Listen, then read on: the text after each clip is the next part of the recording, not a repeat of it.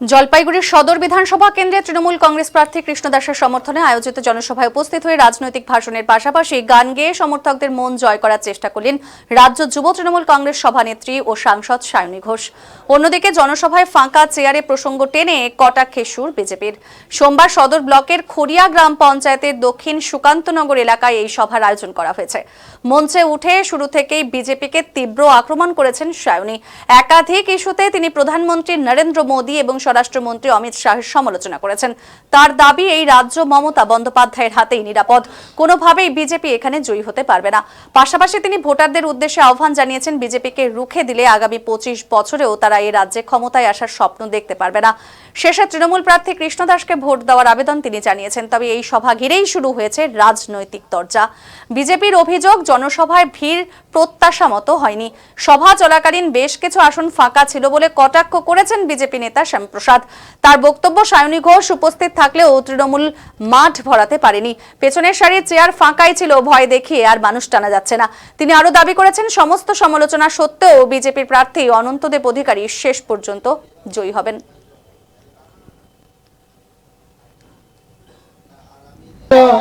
সায়নী ঘোষ মহাশয় ওনার বক্তব্য থাকতে পারে। মানে আমি তো আজকে দেখে নিয়েছি, আর এই যে এটাই যে দারুণ, মানে আমি তো অভিনেত্রী নেত্রী, কিন্তু এরকম মুভ, এরকম ডান্স কিন্তু আমি নিজে পারবো না। হয় ধরে জোরে হাততালি হয়ে যায় কৃষ্ণদার জন্য। অসাধারণ অসাধারণ। আমি বলছিলাম সৈকতকে যে খুবই রঙিন এবং তার সাথে অবশ্যই অনেক জ্ঞানী, খুব গুরুত্বপূর্ণ কয়েকটা কথা বলেছেন। আপনারা যারা সবসময় ওনাকে শোনার সুযোগ পান তারা হয়তো এমনি জানেন, এই জ্ঞানের নির্যাস আপনারা নিতে পারেন, কিন্তু আমার অভিজ্ঞতা আজকে প্রথম। এবং আমি অত্যন্ত আনন্দিত যে মমতা ব্যানার্জি এবং অভিষেক ব্যানার্জি তারা খুব সুযোগ্য এবং ঠিক মানুষকে আপনাদের জনপ্রতিনিধি হওয়ার সুযোগ দিয়েছে। এটা অনেক বড় ব্যাপার। এবং কৃষ্ণদা যেই কথাটা বললেন যে দেখুন, আমরা বাঙালিরা, আমরা বাংলায় যারা থাকি প্রত্যেকে আমরা একটাই কথা বলি যে সুখের চেয়ে শান্তি প্রিয়। কটা বাড়ি হবে, কটা গাড়ি হবে, মাথায় যদি চিন্তা থাকে সোনার পালঙ্কতে শুয়েও ঘুম আসবে না। পেট যদি একবার ভরে যায় তারপর সামনে রাজভোগ আনলেও খেতে ইচ্ছে করবে না।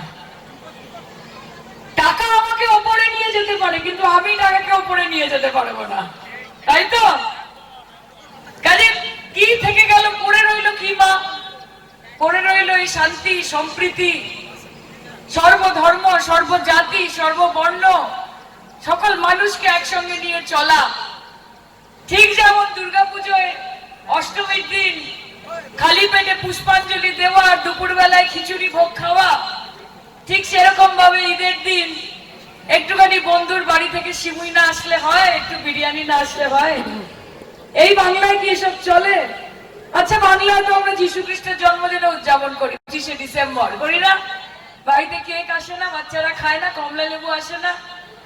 আবার গুরুদুয়ারাতে যখন গুরু নানকের জন্মদিন হয় তখন চলে গেলে গুরুদুয়ারে লঙ্গরখানায় হাত পেতে লুচি নিলে, সুজি নিলে।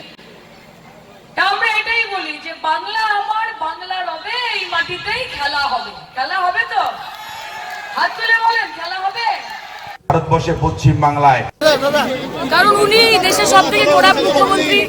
উনি বাংলায় এসে গুলিগালা, বুলডোজার এসবের কথা বলছেন। আসামে এই সংস্কৃতি থাকতে পারে, বাংলায় এই সংস্কৃতি নেই। কোথায় কি বলতে হয়, স্থানকাল পাত্রর জ্ঞান ওনার নেই, শুধু বলতে হয় তাই বলে যাচ্ছে। নিমন্ত বিশ্ব শর্মা, আসামটা সামলান না, পরে বাংলার কথা ভাববেন। আর তৃণমূল আসামে ঢুকে গেছে অলরেডি, ওখানেও খেলা হবে। উনি বলেছেন একটা গুলি চালালে দুটো গুলি চালাবে মমতা বন্দ্যোপাধ্যায়। আমাদের এখানে গুলি চলে না, আমাদের এখানে গুলি চলে না। আমরা ভালোবাসার রাজনীতি করি, সবাইকে একসঙ্গে নিয়ে চলার রাজনীতি করি। এসব উত্তরপ্রদেশের ভাষা এখানে বলতে না করবেন। সায়নী ঘোষ এসেছেন জলপাইগুড়িতে তাদের প্রার্থীর প্রচারে, অথচ আমরা দেখতে পাচ্ছি যে মানুষজন নেই, বেশ কিছু চেয়ার ফাঁকাই রয়ে গেছে। জনগণ আর তৃণমূল নেত্রী বা নেতাদের কথা শুনতে চান না, তাই ভয় দেখিয়ে পেশাগেট করে এনেও লোক ভরাতে পারছেন না।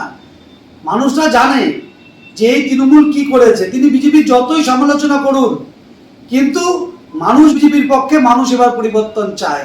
আর এই সায়নী ঘোষ সনাতনীদের দেবাদিদেব মহাদেবকে যেভাবে অপমান করেছে, মানুষ তার যোগ্য জবাব আগামী দিনে দেবে। 23শে এপ্রিল মানুষ সকাল সকাল যাবে আর জলপাইগুড়ি বিজেপির প্রার্থী অনন্তদেব অধিকারীকে ভোট দিয়ে বিপুল ভোটে জয়ী করবে। ভারতবর্ষে পশ্চিম বাংলায় 91 লক্ষ লোকের নাম কেন কাটা গেল?